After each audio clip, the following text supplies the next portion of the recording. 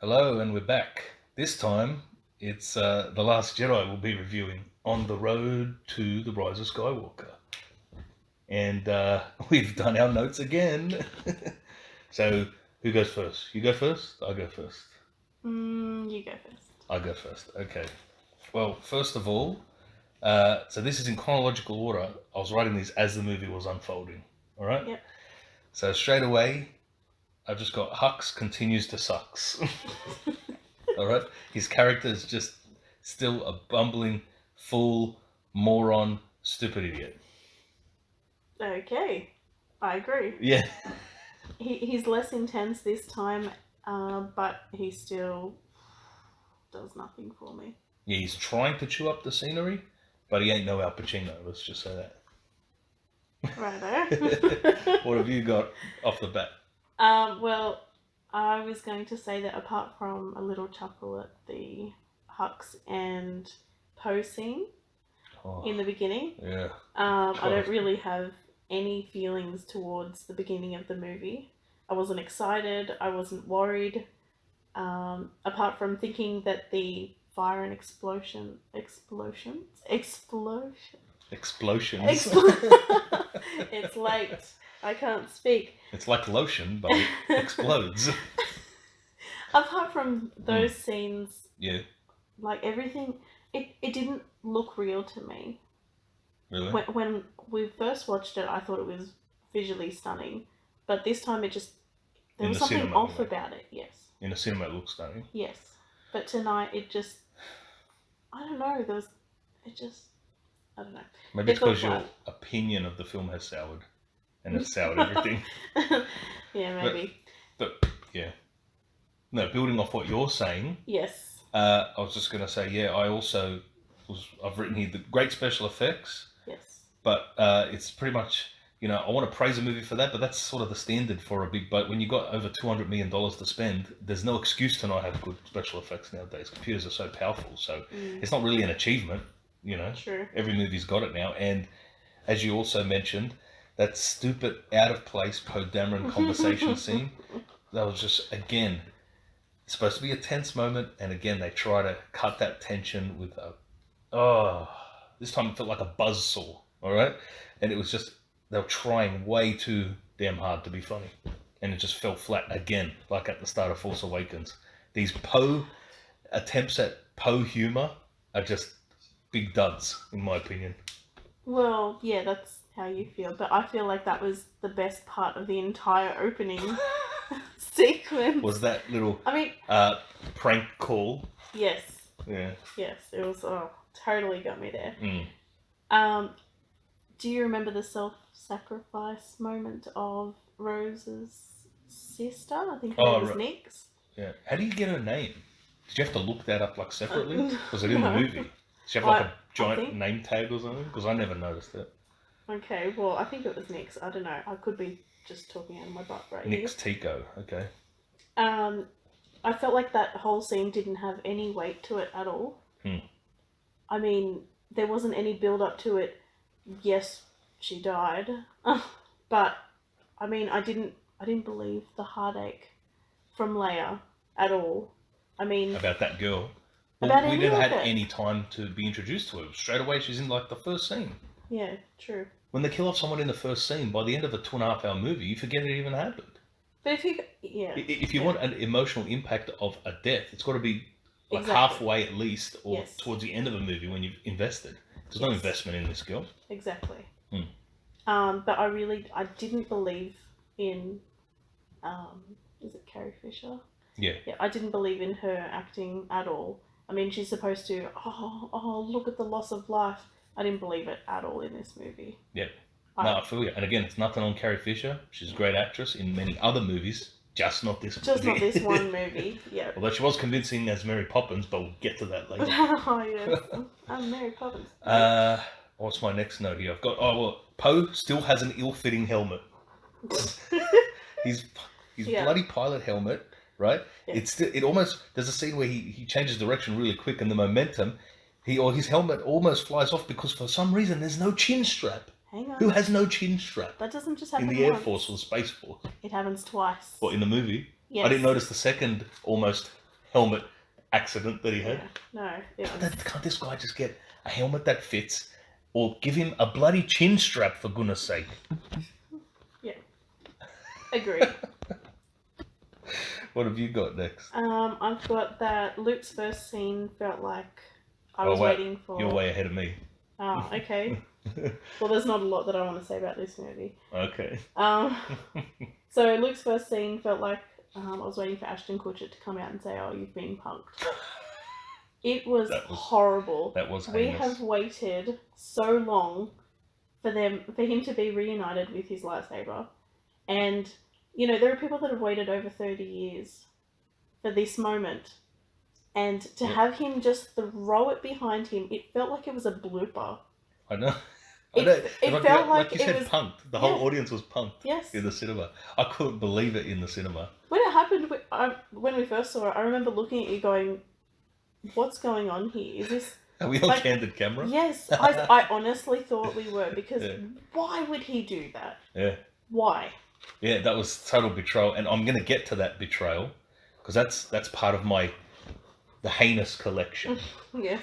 There's a lot of heinousness in this Your movie. favourite word for to describe Disney Star Wars. Yes. But yeah, there are certain moments that just stand out, and they're the heinous moments, and that's one of them. Yep. But before I get to that, I just got to finish off from the opening sequence. Oh, yep. Right. So they've tried to recreate a World War II style bombing run in space, which is ridiculous and stupid to compare spaceships to 1940s ships. Like, I get the concept they're going for, but it was so ham-fistedly executed. These bombers, these resistance bombers, are the worst offensive spacecraft ever. They're slow with no defense, and they have to literally drop bombs. And if you bring that up as an issue, drop bombs in space, the defenders of this movie will come out and say, "Yeah, but they're magnetic, man. You can look it up. It's in the new canon. They're magnetic bombs, so they attracted to the metal of the dreadnought." Wouldn't they be attracted to the metal of their own ship? You'd think so, but it's still dumb, because in this future, that means they still have to fly a ship right next to another ship just to attack it. Why not use missiles? That would make too much sense, right? Dumb. Yep, absolutely dumb. And the First Order, which is the redressed Empire, they have shitty capital ships. They're big military ships, like this dreadnought. We're supposed to be scared of it, and they just blow it up so easily. Yes. With these dumb, super slow, bombers doing 5k an hour. Oh, I know. And so again, this Disney Star Wars are perfect at destroying tension and destroying threats. Things that are supposed to be threats and ominous and looming, whether it's villains or the spaceships. Yeah. So there's dreadnoughts. Oh, let's fear the dreadnoughts. Nah, they're just easily destroyed by these crappy bombers. Yep. So that threat level is gone now straight away. So that tension's gone. They don't know. They cannot retain tension. And to sum up the opening scene, Hux is a bumbling stooge, and so is Finn. Yes. Straight away, he's waking up and he's stumbling all over the place and making everyone laugh. Yeah. Yep. And then, back to where you left off. Rey begins her lack of training, and we meet Jake Skywalker. Do you know about Jake Skywalker? No. Well, remember when the movie was being promoted, Mark Hamill was very unhappy with how Luke was being portrayed. Yeah. And he said, "This isn't Luke Skywalker that I know. This is someone else. This is Jake Skywalker." So for the remainder of this review, I just want to let you know, I will be referring to him as Jake. Because this is not Luke Skywalker in this movie. All right? Okay. And as you said, that heinous scene is the worst thing I've ever seen. The worst scene in all of Star Wars. Mm-hmm. So disrespectful. To the fans, to the lore, to his character, to George Lucas, to everything. It was a spit in the face. But hey, it subverted our expectations, didn't it? Thanks, Ruin Johnson. Anyway, sorry I got a bit worked up there. Alright, what do you have next? I've just written, Porgs are subpar Ewoks. Oh, they are. Yeah, they're just another attempt at merchandise. Yes. Selling. Another failed it. They're little tiny phasmas. Yes. Sorry. Yep. Okay, do you have anything else from the island? Oh yeah. Do you want me to continue with my ranting on the disgustingness of of Jake Skywalker's story arc. Okay, why show Jake's sunken X-Wing if it has no payoff whatsoever? This could have been an epic conclusion and a nice foreshadowing. I know. You know, you could have raised it up later on Yes. as an homage to Yes. the scene in Empire Strikes Back, where Yoda taught him how to do that all those years earlier. That could have been such a beautiful moment. And again, squander, just show it. Oh, look at X-Wing. You remember those, don't you, fans? And we'll never revisit that again in the whole movie. Why couldn't they, when Rey ended up going down to the dark side to look for answers, why couldn't Right she... into that hairy arsehole. What's with the asshole? That's what it looked like. This series is full of them. Anyway, she could have at least dove down and at least looked at it, at least glimpsed it, had a glimpse of it on the side. Oh, the X-Wing? Yes. Yeah. Do something. Don't just show it. I know, they and just then showed do it for no nothing. reason. They just showed it as, oh, it's fan service, we'll show it. No, you've got to make it pay off. I know. Otherwise, it's pointless. Ah. What you got next? Yeah. My next point is Snoke's Red Room of Pain Oh, yeah. was about as menacing as a kindergarten or something. Yeah. It was. What was that? Red Room of Pain. I know. It's like the walls were made out of velvet or something. Oh, not even. It looked like the bloody waiting room of a massage parlor. Oh. Whatever it was just. Oh. Look, What a waste of my time that was. before I get to the heinousness of Snoke, and I just got to say, Luke and Chewie's reunion was weak as piss. I don't even remember it. Yeah, that's how meaningful that was. Again, they're supposed to have not seen each other in 10, 20, 30 years. So what should have been a heartfelt reunion ended up just being a nothing dud. A dud scene. Chewie's done pretty much nothing. Yeah, in this whole new trilogy. Yes. All he did was shoot Kylo Ren. It's about the only substantive thing he's ever done. Completely wasted at the moment. Yeah, so as you said, on to Snoke's Red Room of Pain. So yeah, Snoke in this is a joke. Snoke is a joke. Snoke is a There's joke. another t-shirt for you. Alright? And I figured out as I was watching, Palpatine. Right? Oh, Yeah, Snoke, Palpatine, right? So I've written here that it occurred to me in the movie, he looks like a mutant Porky Pig. And that's all I see now. That's all, folks. Like a mixture between Porky Pig and the Hunchback of Notre Dame. The only thing I like about Snoke in this is his amazing golden robe. That's what that I've robe. never even noticed. Did you notice? No. Oh, that robe is fantastic. That's about the only. It's CGI, obviously, but his CGI robe is the only redeeming quality of his character. Okay. But yeah, he sums up the stupidity of Disney Star Wars. Remember, he even says to Kylo, "You were bested by a girl who never held a lightsaber." And I'm like, yeah, thanks for agreeing with me, Snoke. Thanks, mate. True that. Yeah. All right, and then on to old Jake Skywalker, the grumpy asshole. Just like we remember him in Return of the Jedi. No, wait, that's right. His character's complete opposite. Yes. Well, I would like to say that Luke is selfish. I always saw him as a whiny little bitch. Oh, in the original trilogy? Yes. Okay. But he was never a coward. No, that's true. And that sums him up now. Yes, The Last Jedi has turned him into a coward. And, I mean, how can he have that one experience and then not rise up against it? He's feeling so, so bad that he's let down the whole world that he's just, instead of trying to fix it, he just runs off to a little island and, I don't want anybody to find me, kind of, because I'm still going to leave a couple of maps to find me, but he's still a coward. Yeah, this is the guy who was willing to risk his life to redeem his father. Yeah. Right? And again, and also, why, if he didn't want to be found, why did he leave a map? I know. Again, I guess plot reasons, but still. All right. On to your favourite scene of the movie.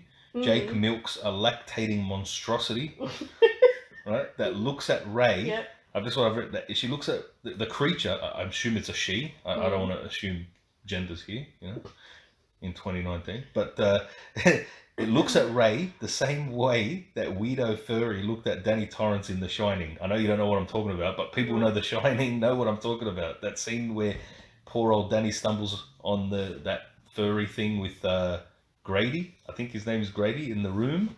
The awkward scene. That's the vibe I got from that creature looking at Rey. All right, and if you don't know what I'm talking about, look that scene up in The Shining again. It'll creep you out as much as this scene creeped me out. I just want to know why it made that horrible sound when he was milking her. Because Ryan, I just get the feeling Rian Johnson just wanted to fuck with people. I'm sorry. He just wanted to say, hey, you like this? I'm gonna fuck it for you. Yeah, I feel like maybe he had some sort of... Maybe he actually hated the Star Wars. Yeah. Or maybe he hated the fact that he wasn't chosen to Force Awakens. The whole trilogy. Maybe. You'd think he'd be So honoured like, to even be chosen here. to make any Star Wars movie. Yeah. You think you think that would humble you. You'd be honoured about that. But yeah, maybe you're right. Look at what he was set up with. I know. I mean, he had these incredible characters to work with. Well, I wouldn't say Some incredible, but yeah. Finn, just Finn. Rey could have been great. Kylo could have been great. And he just fucked it. Luke was great. Even though he was a whiny little bitch, he was still great. Look, I've got so much animosity towards this Star Wars in the direction they went now. The only way I would have enjoyed Rey is if she was serving drinks on the Falcon. Yeah. That's about it, man. Her characters just pissed me off so much. Anyway. Okay. Yeah, this whole movie, because I think Jake starts talking to her about, finding the Force and that, and the whole movie is just really, it's a giant 2.5 hour tease about who Rey is with absolutely zero payoff. Yep. That's it. It's just major blue milk balls. That's what this is. Sorry, I tried for a little joke there. Blue milk is that shit that Luke was drinking from the, which is supposed to be an homage to Episode 4 when he drinks it on the farm. Yeah, okay. Ugh. Just cringe. The whole thing. And my joke. That was cringe too. Yeah. And Rey, she pretends to feel fear, which was great acting because we all know that she never experiences such human frailty. Oh, come on. Come on. Yeah. Alright, next. Leia slaps Poe because, hey, #me too, it's 2017, y'all. So of course she's got to slap him down. She'll fight the patriarchy. Did you notice that? No. As a woman, didn't you feel liberated and invigorated watching her slap him down? Remember, because she was criticizing him for destroying that dreadnought or something? I don't know, for being reckless. And he was like pushing back and she slapped him. The only slap I noticed was later on when I think Hux slaps Finn. Later, way later. See, I missed that one completely. Oh, okay. You missed Leia's slap, and I missed that slap. Yep. Alright. Next. What have you got next? My next point is that point. Oh, okay. Well, I'll just say Snoke's spaceship, his grand ship. It's just an over-the-top, overkill sort of style ship to just impress us. And it's basically, remember the Super Star Destroyers? The really long Star Destroyers? It's just one of those turned sideways. That's all it is. Because it's lengthways. It's like long ways instead of long ways, if you know what I mean. They just turned a Super Star Destroyer sideways and flown it in that direction now. How original. Oh my god. And the black X-Wings and the black TIE Fighters. Remember how original they were as well? Instead of designing new ships, they just painted them a different colour and threw them on the toy shelves. Oh, there's no imagination with the writers in this, I swear. None at all. No, it didn't. Not in this one, it didn't. No, I mean it worked for toy sales. Anyway, yours? Yep. What you got next, darling? Okay, so my next point is that I think Leia should have died after the explosion. In space? In space, yes. So she shouldn't have become a Victorian era magic maid lady? No? No. She shouldn't have been Mary Poppins young? No, she shouldn't have been Mary Poppins. I felt like that could have been such a strong, weighty scene. Yep. And instead, like you were saying earlier, Disney Star Wars know how to build tension and then cut it completely. Yeah, that was a massive jump the shark moment. Yeah. Yeah, that was such a great scene, and then all of a sudden, hey, no, we can't have her die. She's just going to float backwards back to the ship, and she even like reached out with an umbrella, just like Mary Poppins, I swear. But she could have had a noble, dignified death in that scene. Yep. Do you remember in the cinema we looked at each other in disbelief? Yes. We couldn't believe what we were. It was another moment where we thought we were being punked. Yes, it was another Luke throwing his. That's right. Moment. Again, and it's just another subverting of expectations bullshit that he does over and over again. Rian Johnson's all he does is just, hey, I'm gonna trick you into thinking Star Wars is going to be consistent with the themes and the way the story goes, and then I'm gonna just pull the rug out from under you. Yeah, I agree. For no reason, just for shits and giggles. There's a video of him saying, I like when my movies come out, people to come out and half the people hate it and half to love it. Why? Like I don't know, it's like he likes pissing people. I don't know what it is, man. I don't know what it is. I was doing a good job. Yeah. The only decent heartfelt scene in the entire movie was between Jake Skywalker and R2-D2 when they were watching that hologram of Leia from Episode 4. Mm-hmm. But then, that scene is surrounded by an ocean of shit scenes. So, how much can you really enjoy it? It's like a, 1 minute scene of enjoyment. And then back to the horror. Back to reality, yeah. Yeah. What you got next? So, I really liked Admiral Holgo's speech. Hang on. I liked her speech. It's just funny because my next point is like in the opposite direction. Okay. Okay. Yeah. So I really liked her speech, but then afterwards, when she was unnecessarily rude, I felt like it was just meant to be some sort of speech that they thought we all wanted to hear, like all girl power. Oh, like a bit of a political statement. Yeah. Yeah. And it was just wrong. I mean, that's not what we want to hear. We don't want to talk down to people. We don't want. Are you like trying to say that you don't want to feel empowered as a woman by relying on the diminishing of others just so you can be raised up? That's what you're trying to say? Yes. Yeah. Thank you. Because I feel like that's what they want to do in modern movies. Like they feel like, oh, we got to diminish the men and make them all weak so that the women can look strong. It doesn't have to be that way. Yeah, I hate that. I mean, why can't we? We've all got our weaknesses and our strengths. So why can't we just kind of work together and share them? Look at Sarah Connor in Terminator. Look at Ripley in Aliens. They didn't diminish all the tough guys around her. Mm-hmm. That she was just strong. She rose up to the task rather than diminishing the others. Exactly. So she will look better. I mean, I find it offensive that people think that, that women need to be propped up and men brought down so that we can be better than them. Exactly. What an insult. I was going to say preach it, sister, but that would be creepy. Because we're married. Yeah. So preach it, wifey. Yeah. No, I totally agree with you.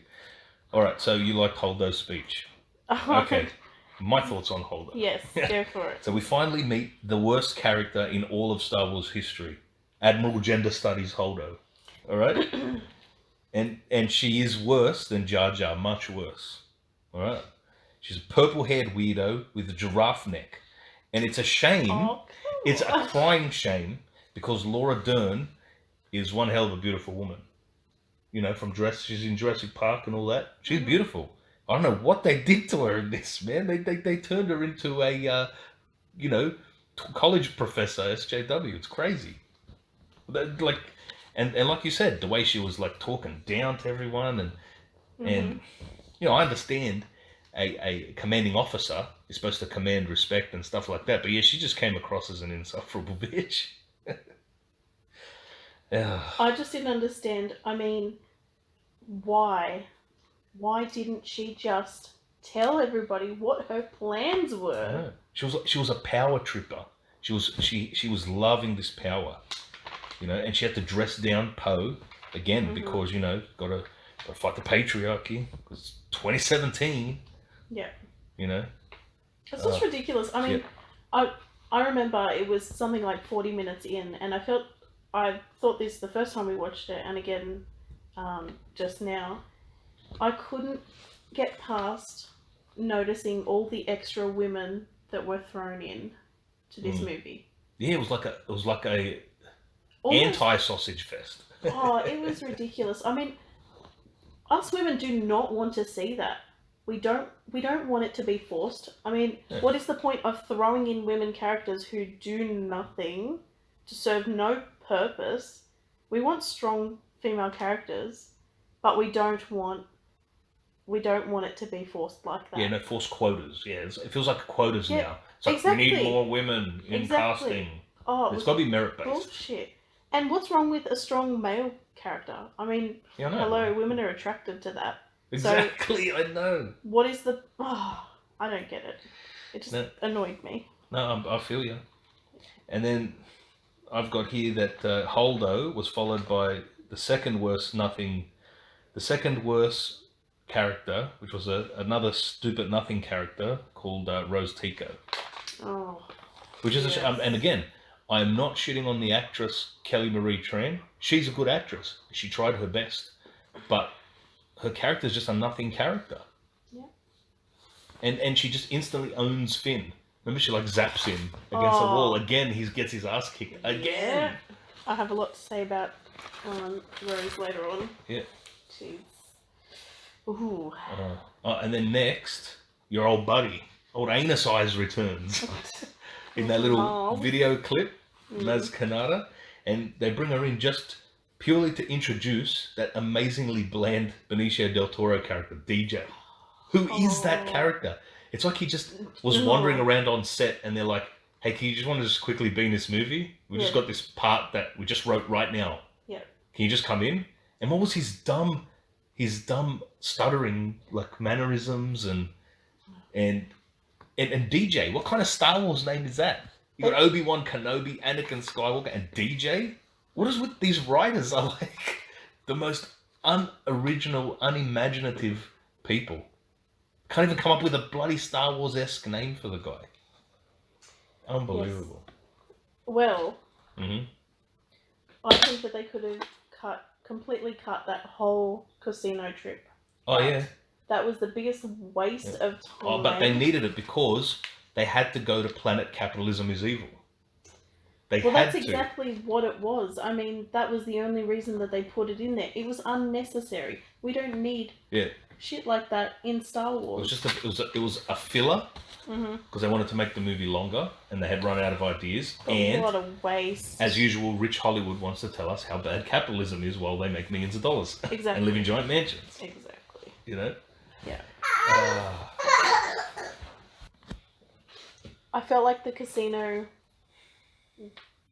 drama was also just something to, oh, look, we've got the new generation of Jedis. Oh, we'll just quickly throw them in. Oh, the kids. The kids. Yeah. And let's just show them, let's talk about animal cruelty and horse racing and that industry. And hey, I'm against animal cruelty and I'm also against the horse racing industry. But do we need You're against the horse racing industry? Yes, I am. Oh. But does it need to be... That's fine. You're allowed your opinion. Yeah. Does it need to be in Star Wars? No. Are there other ways to get that message across to a new generation? Yes. But did you not in Star Wars? Did you notice the weird priorities they had as well? Who do Rose, Tico, and Finn go out of their way to save? The space horses, not the enslaved children. Oh, I never because animal rights trumps child slavery. Oh my god. What a ham-fisted way to try to virtue signal to people in this movie. But I swear the writers are clueless in this. Absolutely clueless. Alright, I've got here Reylo discover force Skype. They start doing this long distance chatting. Yes. And they can basically touch each other. What's the point of that? Oh, the point. Yeah. Really? Or just so they can start a romance. No. So Snoke created that whole thing, and he showed both of them that the other one was going to turn for them. He did that to try and sabotage and then create an alliance. He was trying to get Rey to the dark side. I thought he was trying to lure Rey to himself, wasn't he? He's trying to get her to come over. Yeah. Mm-hmm. No, I think you're right. I've got here Jake Skywalker's line deliveries are just crap across the board. I don't know, it must have been one of the scenes where he's talking to Rey. I just was not enjoying. There was no chemistry between them, and it was just like flat line deliveries. There was nothing special about it. Luke and Rey. Sorry, Jake Skywalker. Yeah, I've got Luke's self-loathing pisses me off. Oh yeah, that's my note.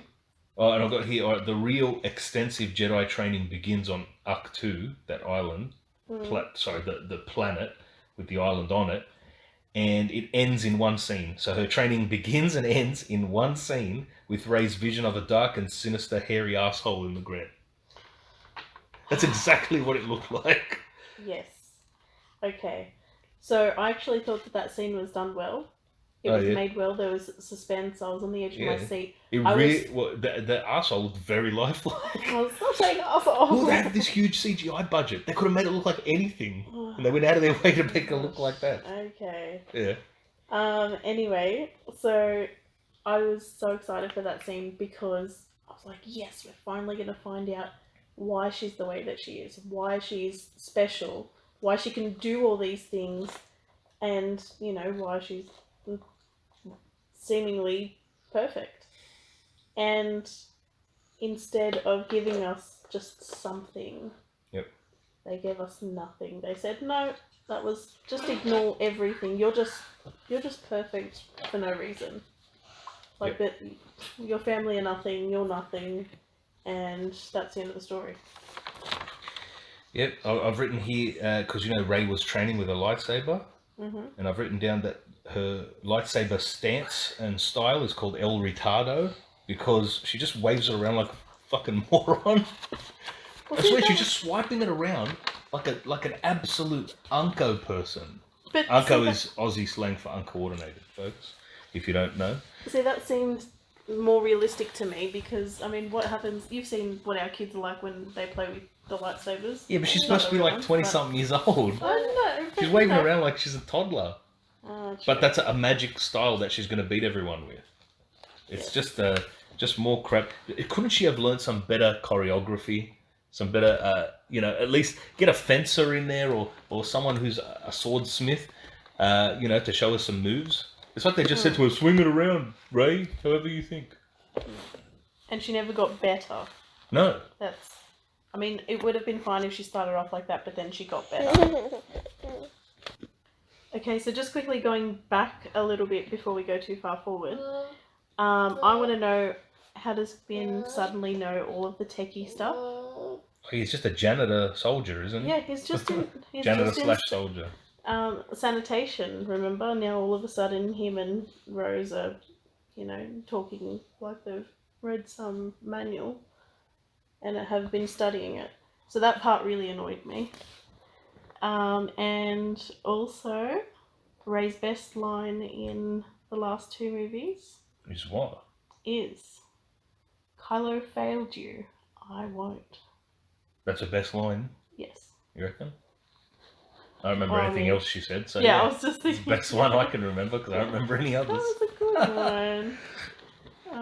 And... I don't believe... That's our son, he's just next to us. So I don't believe Finn and Rose's relationship at all. Oh yeah, there's nothing there, there's no chemistry. Yes. So the thing that I loved about The Force Awakens was we had a believable build-up and chemistry from Rey and Finn. Yep. We believed that they had become, that they mattered to each other. We saw it happen. We saw them go from nothing to being the best of friends. But with Finn and Rose, why? Why?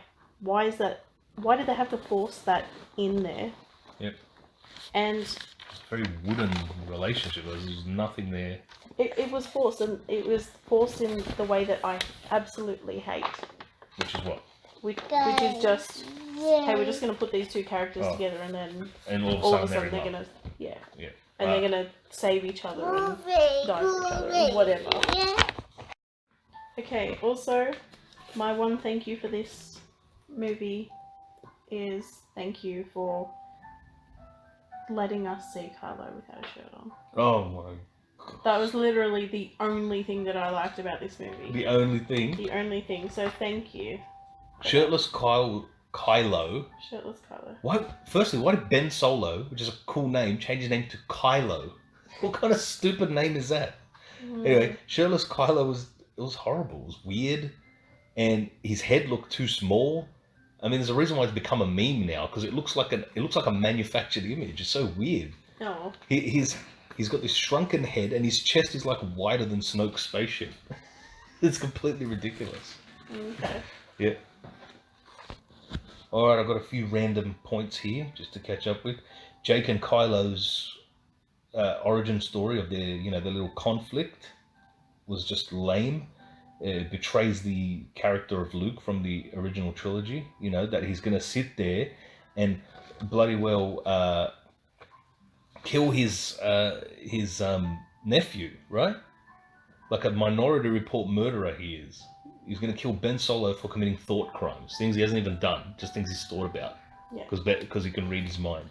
Mm-hmm. Luke would never do that. Luke redeemed his dad, who was a child killer and a genocidal, homicidal, dictator maniac, and he went out of his way to not kill his dad, to save his dad, because there was an ounce of good in him. But he's like, oh, there's an ounce of bad in Ben, who still hasn't committed any crimes yet.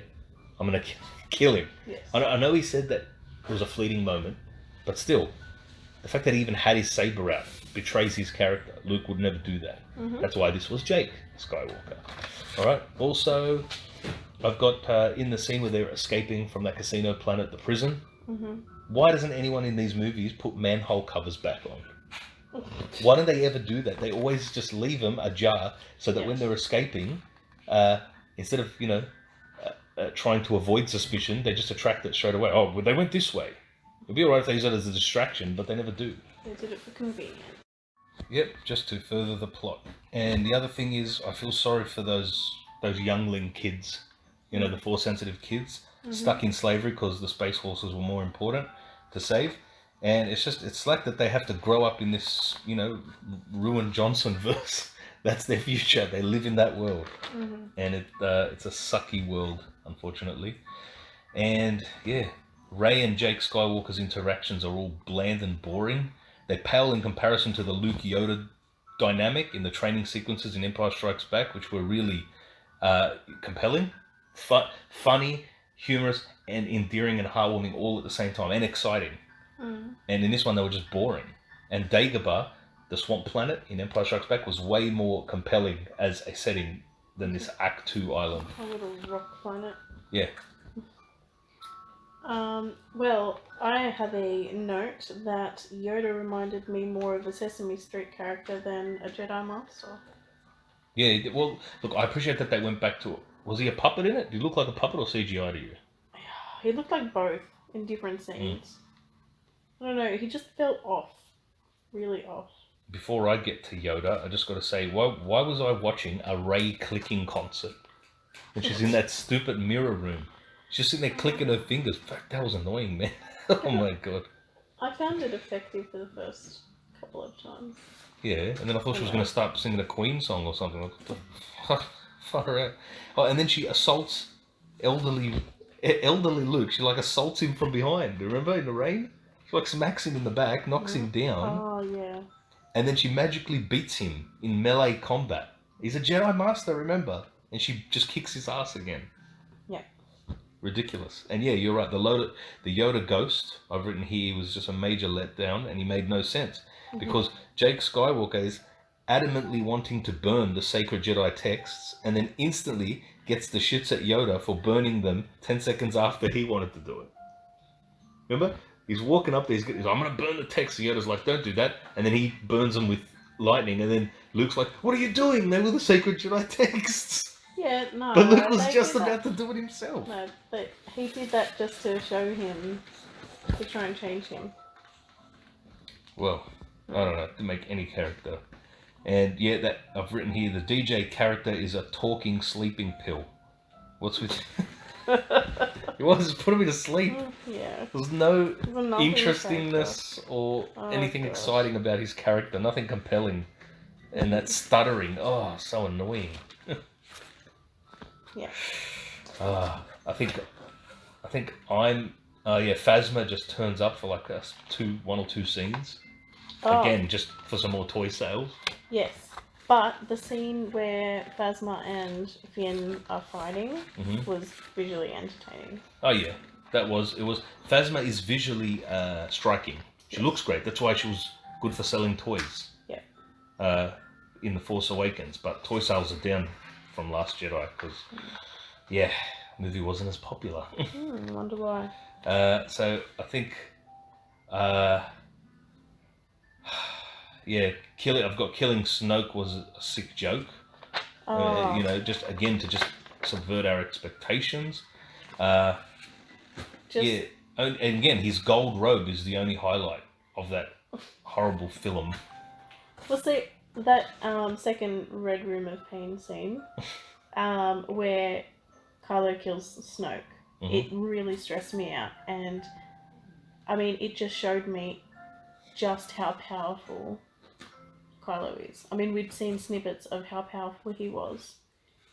But just seeing him do that, the fact that he could trick somebody who is, supposed to be the strongest, and, strong enough to trick them both into seeing each other and whatever. I mean, it just, they had the potential to make him an incredible villain. Yeah. Both of them. If they built him up in the first movie, and they just cut him down in this one. I mean, Kylo. But yes. Oh, sorry. Yes. Snoke as well. No, it's just, They both could have been incredible. I mean, look at the force, look at the power that they had. Yeah, did you see Snoke's bloody power? Mm-hmm. Good old Porky Snoke. The way he was just throwing Rey around the room. I know. And, it just for nothing. And how does a guy that powerful in the Force and have that kind of foresight and, supposed Force wisdom, how does he not see the most obvious double cross of all time? He's such an oblivious dope in it. That's because they're showing how strong Kylo is. Yeah. If he's so strong, why does he keep losing to Rey? Yeah. Well, Rey is his weakness. Yep, and the throne room fight scene initially was very impressive in the cinema. I was sort of blown away at the time because I was razzle-dazzled with the striking imagery and the fact that they were using a steady cam instead of moving around, which I prefer in action scenes.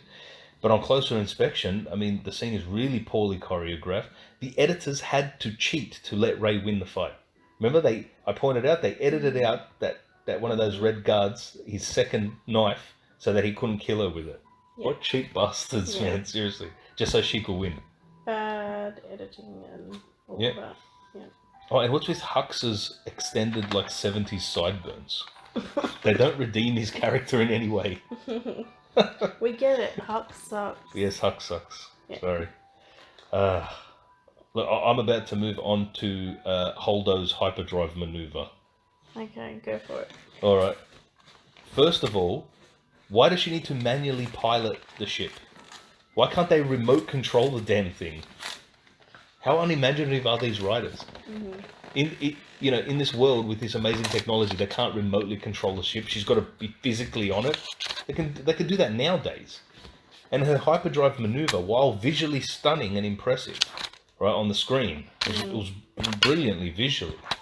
But it destroys the entire saga canon of Star Wars, because if that tactic is an option, then why the hell don't all the militaries in this world just create kinetic hyperdrive missiles with no pilots required, and just use those as weapons?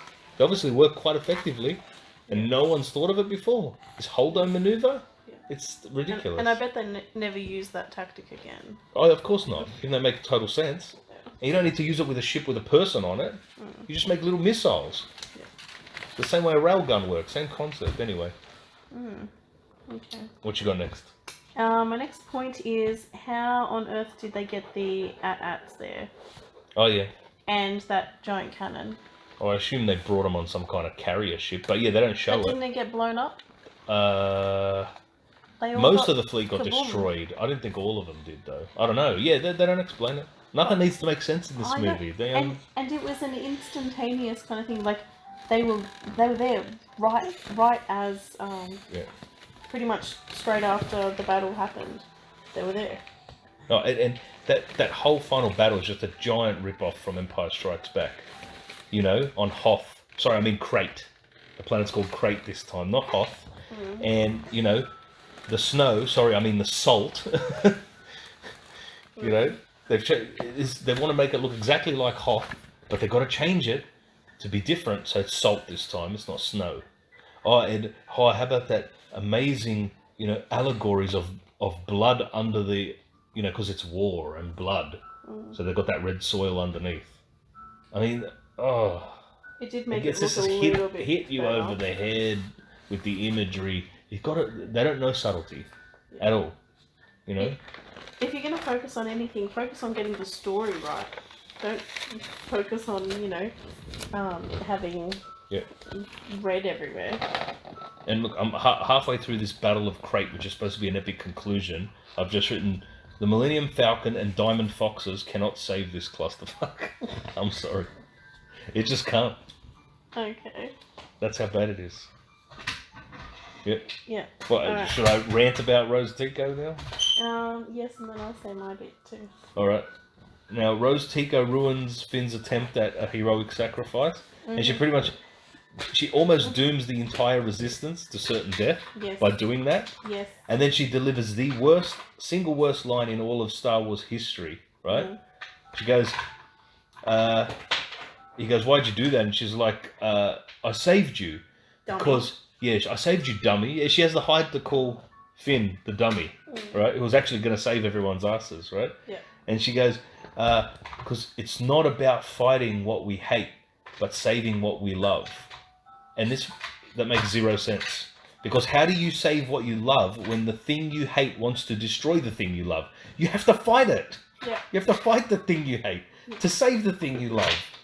What a dumb, stupid thing to say. But it's not, look, it's not Rose's fault.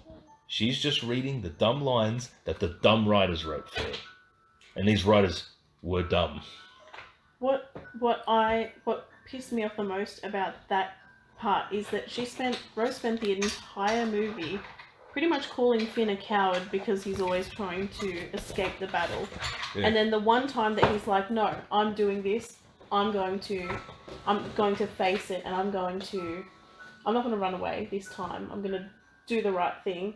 And she's like, oh, he's doing it for the first time. Oh, I know. I'm going to stop him. Yeah. But I don't even think he was trying to run away out of cowardice before, wasn't he? He was trying to disable that thing on the capital ship.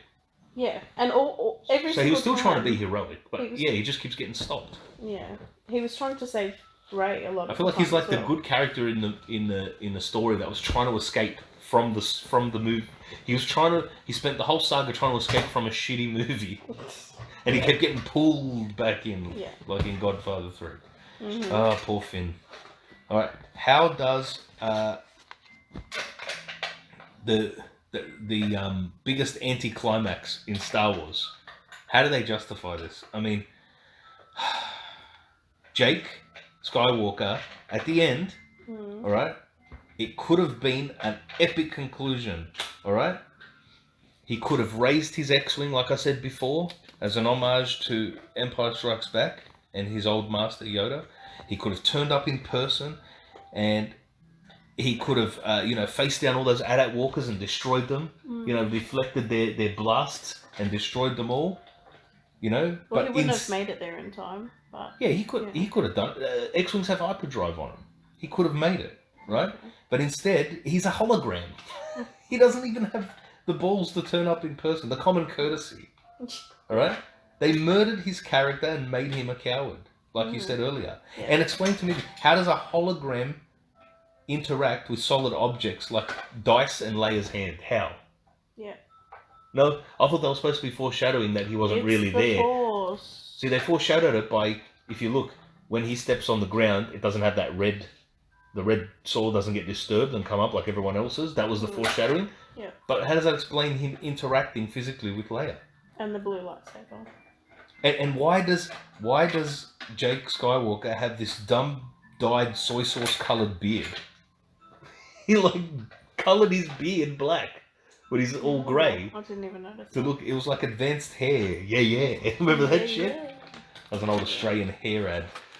That's what it looked like. A hair loss ad for older men who want to look young again. It was ridiculous. Okay. Well, this is my final point. When Luke says that no one's ever really gone. Yep. Is that them hinting that he's going to come back in The Rise of Skywalker? Well, he's in the credits. Is So he? I'm pretty sure he is. So he's probably going to be a Force Ghost or something. Oh. Yep. Okay. There's a lot of rumors about Force Ghosts. Watch my video about the plot leaks. Some crazy shit.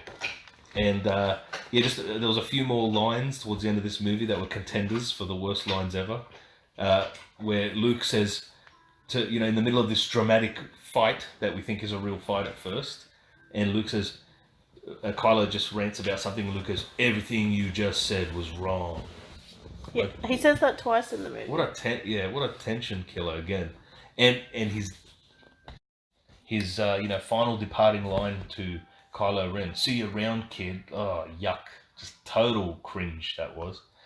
And like I said, Luke Skywalker's character could have been epic in this. He could have ridden in gloriously in his X-wing to the battle, could have deflected all those AT-AT laser blasts, and then destroying all the AT-ATs, and he could have had an epic saber duel, master versus former apprentice with Kylo Ren. But instead, he dies like a loser Nigel doing yoga on a mountaintop. It was ridiculous, and he passed away because he was tired. He was tired. Yeah. That's why he passed away. Pathetic. Totally pathetic. Oh, and Rey can now move boulders with no training because, I don't know, #MeToo. Fucking hell, man. Screw this movie, seriously. And then the final scene. What was it? The Force Powers Kid signals a coming new Ruin Johnson trilogy. Oh, no, that's right. It got cancelled. What a shame. No, I don't wish bad upon anybody. I actually wish Rian Johnson success in the future. Hey, that Knives Out movie is doing well at the box office. I have no intention to see it, and I never will see it. But, more power to him and good on him for having a box office success. So I'm not wishing bad upon him. But I am personally glad that there won't be another trilogy with him at control. Not because I wish him bad, but just because I would hate to see those movies. That's all. Yeah. And it wouldn't be good for the future of Star Wars, in my opinion. And as with The Force Awakens, I sum that up in a phrase. Mm. And this one, I can sum it up in 4 words. Dog shit on a screen. All right? Yeah. That's it. I give it 2 out of 10. Yeah. I give it 1 for the effects and the music and 1 for Boyega's enthusiasm. I literally give it 1 out of 10. Yeah. I think it is one of the worst movies I've ever seen. Yeah, just total Trying to watch it a second time was just absolute But it was torture. Absolute It torture. really was. Reviewing it was torture. Yes. Yeah. Yeah, it was terrible. Good on you, John Boyega, for trying. Yeah. I'm sorry they keep putting you in terrible movies, but the movie was just disappointing. And 2 years on, hasn't gotten any better. It's gotten worse.